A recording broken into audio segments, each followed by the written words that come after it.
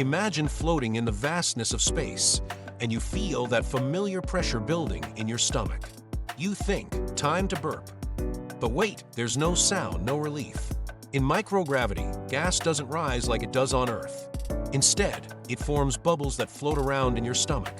Without gravity, those bubbles can cause discomfort and even nausea. Astronauts have to be careful. If they try to burp, they might just end up with a mouthful of gas instead. So what do?